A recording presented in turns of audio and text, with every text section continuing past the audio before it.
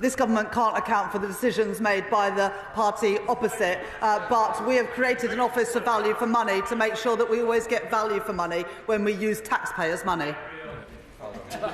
Right, Rupert Lowe. Thank you, Mr. Speaker. Speaking as someone actively involved in a number of businesses, unlike the majority of the front bench, I've spent far too much of my life trying to communicate with HMRC. I am not alone.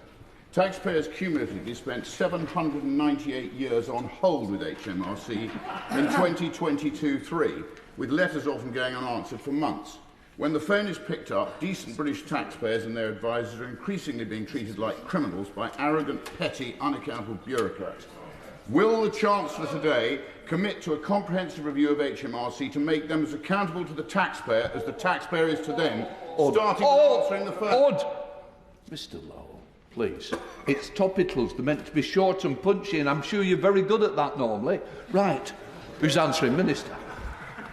Thank you, Mr. Speaker. One of my key priorities as Exchequer Secretary and the Minister with responsibility for HMRC is to oversee a programme of transformation of HMRC to improve its customer service, to digitise the service, to close the tax gap and to make sure we have the modern reform service we need for the future. Steve Withenden. Thank you, Mr. Speaker. I draw members' attention to my declaration in the Register of all Party Parliamentary Groups.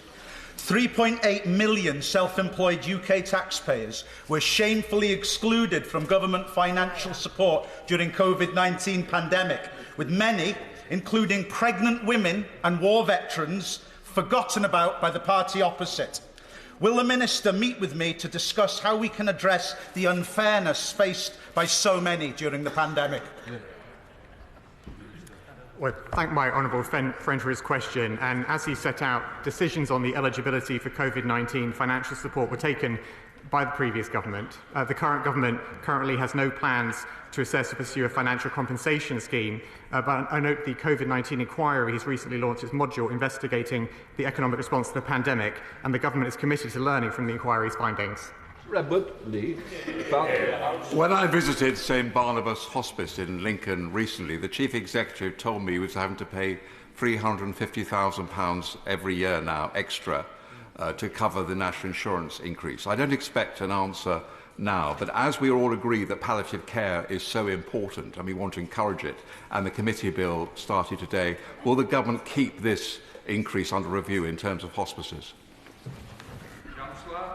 I thank the honourable member for his question. The Health Secretary set out the settlement for hospices just before Christmas to ensure that hospices have got the money that they need, including to compensate for the increase in national insurance. But I'm very happy to arrange a meeting for the honourable member with the relevant minister in the Department for Health.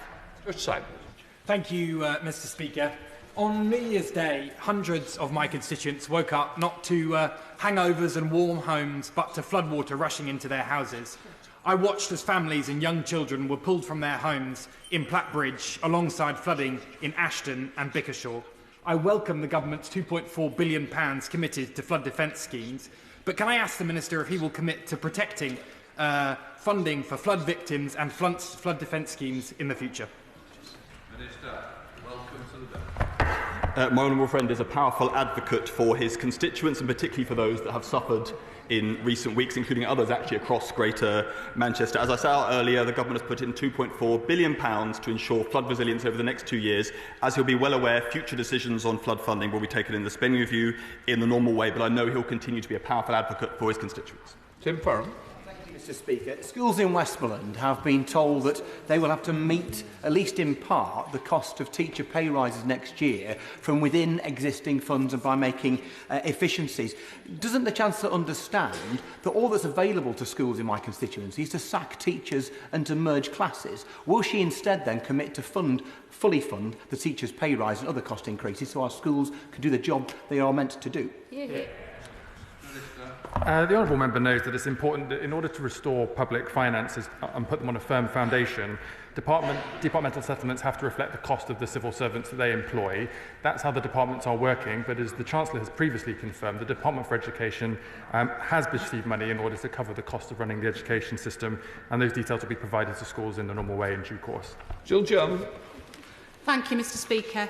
The Secretary of State for Transport, the Secretary of State for Wales, the Chair of the Welsh Affairs Committee and Welsh Government all went on record last week recognising the low level of spending on rail infrastructure in Wales by the previous government.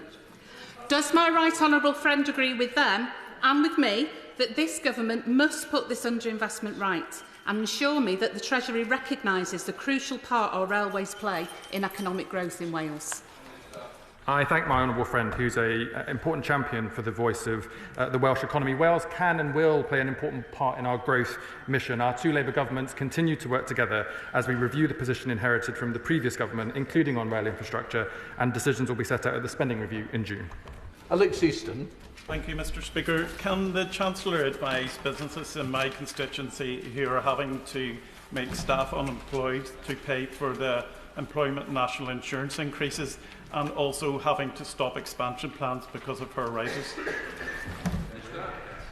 Mr. Speaker, as we've been clear throughout the budget and the period since then, the decision to raise employer national insurance contributions was one of the toughest decisions we've taken as government, and we recognise it has consequences for businesses. What we think all businesses will benefit from in future is the economic stability which it brings, which will drive investment and growth across the country. Chris MacDonald. Thank you, Mr. Speaker. Will my right honourable friend join me in congratulating Teeside, a technology business in Stockton that's celebrating its 10th anniversary with 40% growth? And does she agree with me that our industrial strategy will help businesses to invest and grow in Teeside? I thank my honourable friend for that question, and I join him in congratulating Teeside on their 10th anniversary as a business and the rapid growth that they are enjoying. The announcement that we were able to make as a government last year about the carbon capture and storage work in Teeside will be a big driver of jobs and growth in that part of the country, and I look forward to him working with him and local businesses in Stockton in making that a reality. Oliver Dowden. Does the Chancellor of the Exchequer propose to fund the reported £9 billion bill for the continued use of Diego Garcia to the Mauritians through higher taxes, through more borrowing or through spending cuts? Chancellor. We are in discussions with the new administration in the United States around the future of Diego Garcia, and we'll set out details in the spending review, as you would expect. Debbie Abraham. Thank you, Mr. Speaker. It's estimated that 148,000 people had their lives cut short between 2010 and 2020 as a result of austerity measures. And then on top of this, this poor health led to over £13 billion in lost productivity under the previous government. What are my right honourable friends' estimates of the different choices and the impact that they will have on the health of the nation, but also on economic growth? I thank my honourable friend for that question, and I know that she closely studies work of Professor Michael Marmot on life expectancy and the impact of health inequalities on our country. At the budget, we increased the minimum wage, and in addition, we extended the Household Support Fund, reduced the amount that could be taken deductions from universal credit, all to try and put more money in the pockets of ordinary working people to reduce some of those inequalities and tackle the cost of living crisis. Mr. Speaker, one of my GP surgeries called me this morning to highlight the impact of the national insurance contribution rises on them. It's going to cost them £40,000. Their only response is they're going to have to freeze pay, cost of living pay increases for all their support staff. So does she finally accept that working people up and down the country are paying the prices for her tax rises? Mr. Speaker, what we accept is that the difficult decisions we took at the budget enabled extra funding to be put into the NHS as a result of those difficult decisions having been taken. The GP surgeries have had a funding settlement which considers all the pressures on them in the round. Sonia Kumar. Thank you, Mr. Speaker. My constituency of Dudley has a proud industrial heritage, with manufacturing still worth £1 billion a year to the local economy from sectors that account for nearly 10% of the UK's total economic output. What steps has the government taken to promote the growth of the manufacturing sector and ensure that towns like Dudley continue to build on their industrial heritages? I thank my honourable friend for that question and the work that she does to support and promote businesses in Dudley. Our modern industrial strategy and the targeting of 8 sectors where there's huge potential for growth will ensure that we work with businesses right across the country to do things like reform the planning system,